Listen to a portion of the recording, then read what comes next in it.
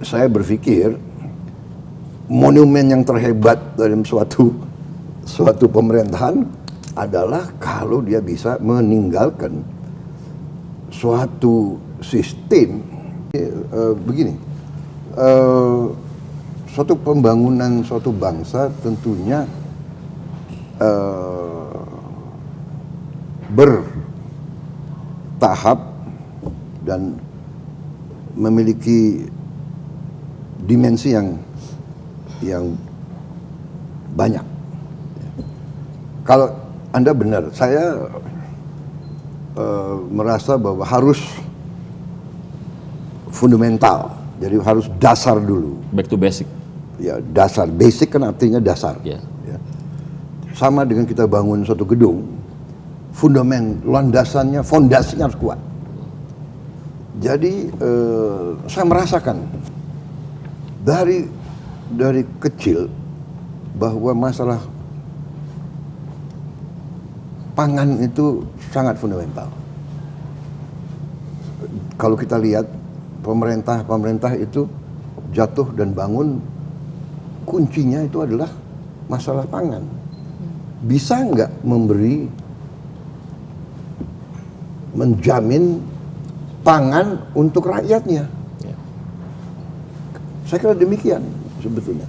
Dan setelah saya berkembang, ya saya jadi dewasa, saya mengalami, saya baca dan saya alami, ternyata bahwa ideologi apapun yang kita hanut, agama apapun yang kita hanut, saya kira setiap warga, setiap anggota suatu masyarakat yang diberi peran sebagai pemimpin, ya, apapun agamanya, apapun sukunya, apapun ideologinya, yang pertama adalah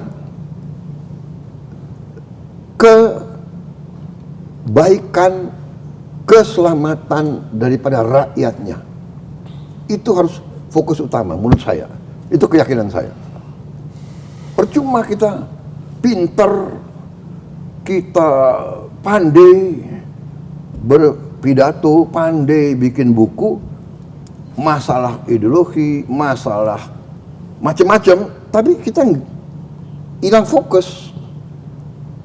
Jadi itu keyakinan saya. Karena itu ya saya berpikir monumen yang terhebat dalam suatu pemerintahan adalah kalau dia bisa meninggalkan suatu sistem fundamental yang menjamin pangan, menjamin energi, menjamin air, dan di ujungnya lapangan kerja, pendidikan, kesehatan,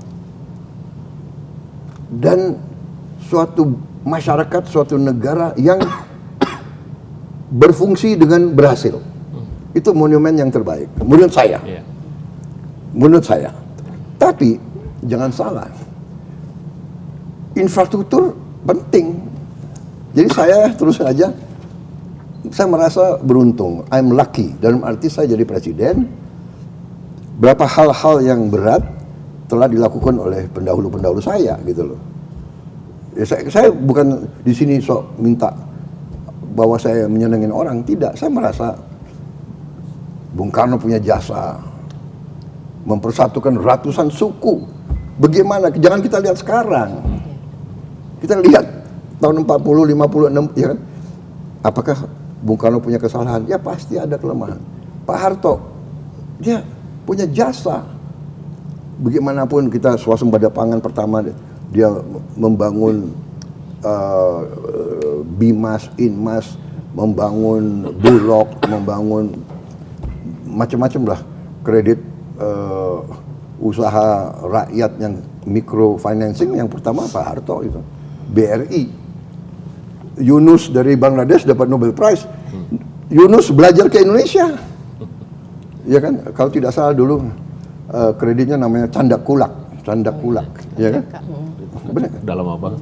Lama banget nggak denger. Udah lama banget nggak denger. Ya kan, Canda Kulak itu Pak Harto canangkan, koperasi dan sebagainya. Habibie meletakkan dasar Demokrasi. iptek, ya kan? Gus Dur bagaimanapun bisa mengkumandangkan toleransi, pemimpin agama Islam. Tapi yang berani membela kaum minoritas sampai dengan dia taruh anggotanya menjaga gereja, vihara, pura. Ini kan memberi contoh yang luar biasa menurut saya sih. Iya kan? Dulu saling curiga kan begitu kan. Dan ingat beliau dimaki-maki dulu karena beliau ke Israel. Dimaki-maki, ternyata sebetulnya beliau jauh di depan kita semua. Beliau tuh mau membuka dialog dengan siapapun, ya. Ibu Megawati harus kita akui, penyelesaian kasus-kasus apa itu, BPPN, ribuan perusahaan yang kolaps, kan beliau yang apapun ya, mungkin beliau punya penasihat-penasihat yang hebat, tapi itu kan keputusan beliau. Ini harus diakui. Pak SBY juga memimpin negara dalam krisis 2008, krisis ekonomi luar biasa, ya kan, kemudian tsunami, kemudian menyelesaikan GAM, dan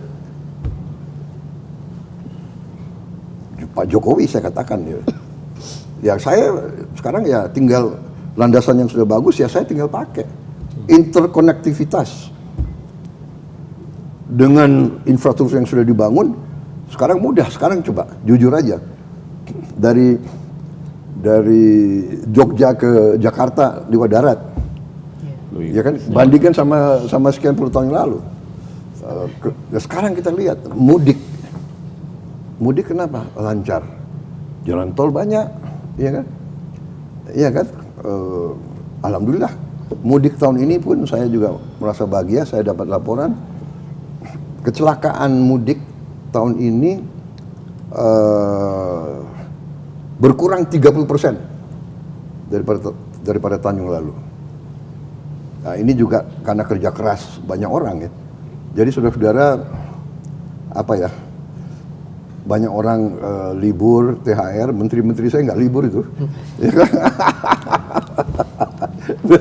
Mereka sampai malam monitor ada kemacetan di mana, ada jembatan yang ya itulah, tapi itulah namanya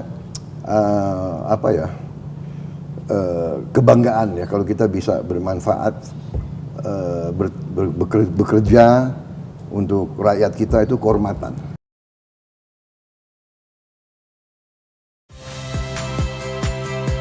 Saya Friska Clarissa. Saksikan program-program Kompas TV melalui siaran digital, pay TV, dan media streaming lainnya.